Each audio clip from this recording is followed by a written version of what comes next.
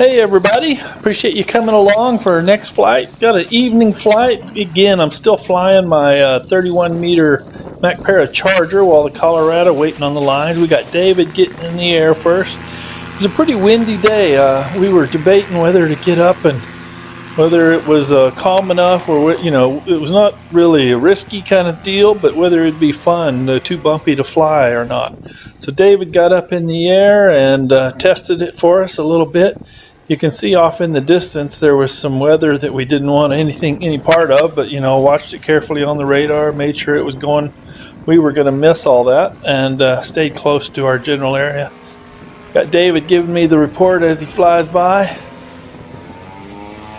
So I'm going to go ahead and get in the air, just got to love the ability to reverse launch where I don't have to run and worry about getting the wing up and have those issues I've had recently. But anyway, first order of business after I get up and go is we're going to go buzz community center, swimming pool area where Flying Buddy Roger said he would be. And he wanted us to buzz them and give them a little bit of a low pass. Got there, and this is it right up ahead. And as I approached it, I noticed there was a person, looked like they had a cow or a bull on some reins, a tame one, but it was in the middle of a bunch of people. I thought they were a little nervous that we were going to spook it with all the people around, so I buzzed out of there and didn't stay around too close. But if you saw my previous video, go back to the same part of the rice fields where I did a foot drag yesterday, and that was a solo flight. I got David out with me on this one. So I'll get turned into the wind here in a second and start my foot drag.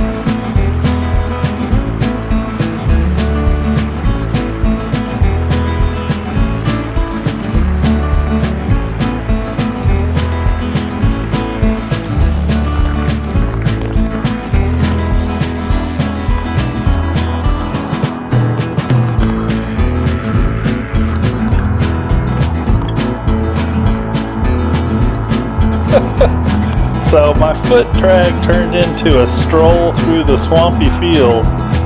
They were joking, my flying buddies were joking with me, saying that may be where I earned my name, Fly Swamper, here, flying through the swamp, through the rice swamp.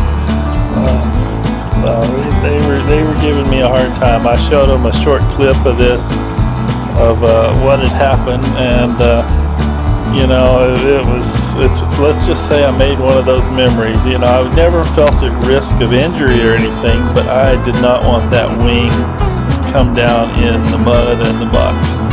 So if you see my face, lots of amused smiles and grins as I went ahead and got up, and it was hard to scoot back in. I was so soaking wet that I couldn't slide on the seat in the harness nearly as well. It's kind of hard to get back in the harness. Got water all over the lens.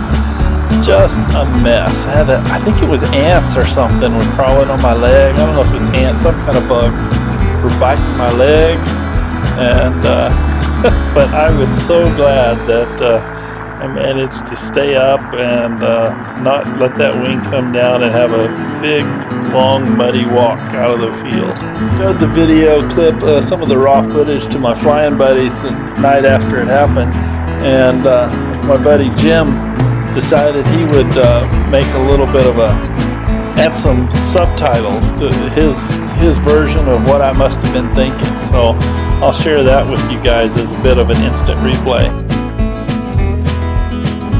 Yeah, and so these are Jim's subtitles to my raw footage. I'll just let you enjoy it.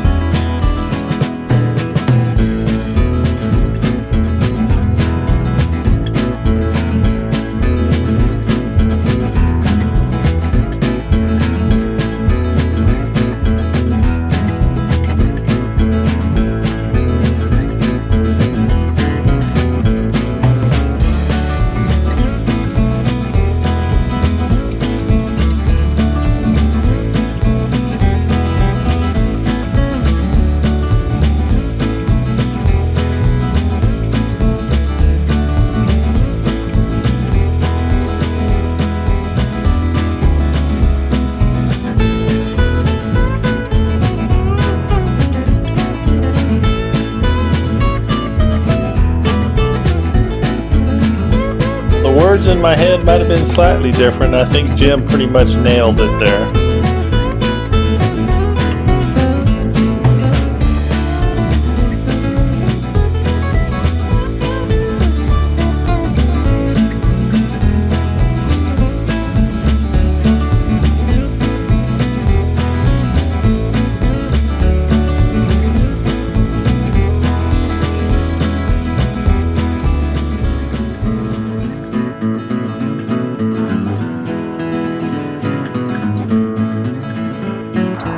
This last one's definitely true. That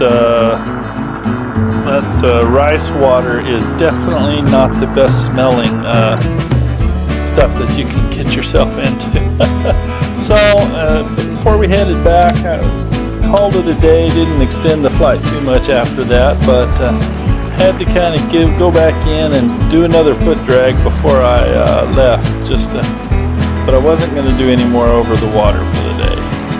But head by the polo fields, which are just off the side of where we were a little bit, and do a foot drag across there. Call it good.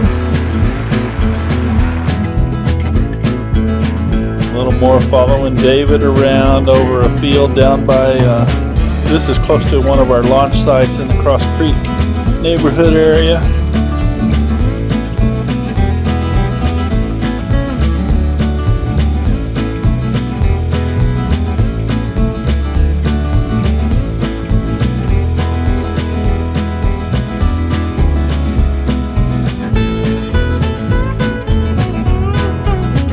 And at this point, the sky was starting to look a little more ominous, and the clouds and the rain was still pretty far off in the distance. You know, with the flat land, you can see a long ways, but it was time to head back. Call it a day. I'd gotten wet enough on this flight, so time to get on the ground.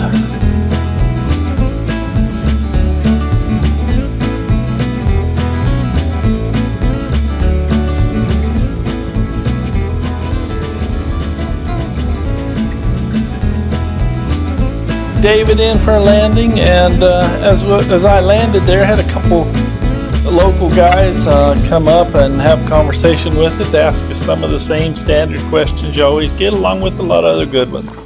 So we'll just run through a bit of that and call it an end of the video. Water, giving it gas, going get off the ground. but I took off, but it was I just got soaked.